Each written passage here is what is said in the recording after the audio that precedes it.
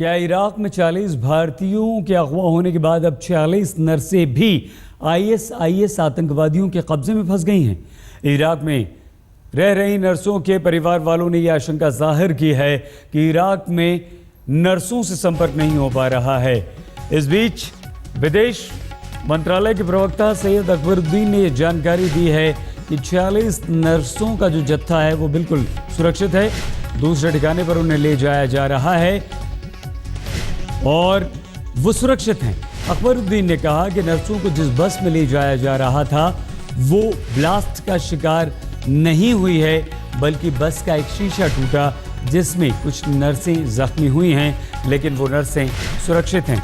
तकरीर में थी ये नर्सें और इन्हें ये कहा जा रहा है कि इन्हें मोसूल ले जाया जा रहा है। हालांकि इस बात की पुष्टि विदेश मंत्रालय की तरफ से नहीं हुई है कि नर्सों को कहां ले जाया जा रहा है। साथ ही साथ 900 भारतीयों को टिकट भी दिए गए हैं और ये भारतीय वापस लौट रहे हैं। भारत सरकार की तरफ से यह कहा गया है कि भारतीयों की सुरक्षा की पूरी जिम्मेदारी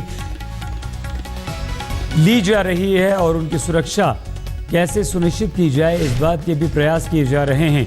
जहां तक नर्सों का सवाल है, इन नर्सों को किसी दूसरे ठिकाने पर ले जाया जा रहा है, लेकिन कहां इस बारे में कोई जानकारी नहीं है। बालकृष्ण हमारे संवाददाता हमारे साथ हैं। बालकृष्ण, क्या जानकारी है?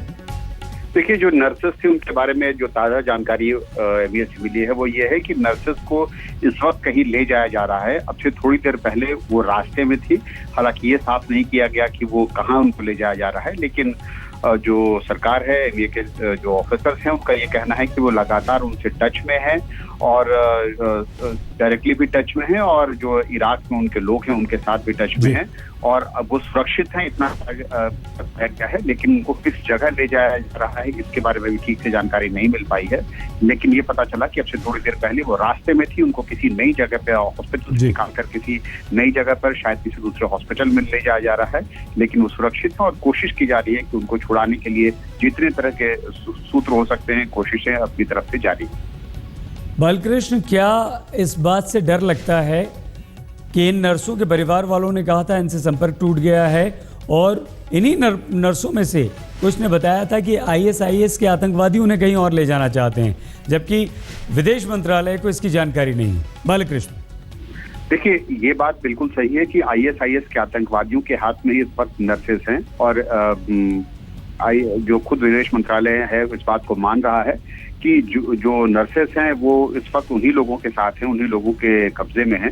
लेकिन साथ में उन्होंने ये भी कहा कि लगातार उनसे संपर्क बना हुआ है, उस इराक में जो उनके लोग हैं उनके जरिए उनसे संपर्क बना हुआ है। और दो बातें उन्होंने साफ कही। पहले उन्होंने ये कहा कि वो सुरक्षित है, उनमें से वो अनहार्म्ड है, यानी अभी तक उनमें से किसी को कोई उनके साथ कोई हादसा हुआ है ऐसा नहीं।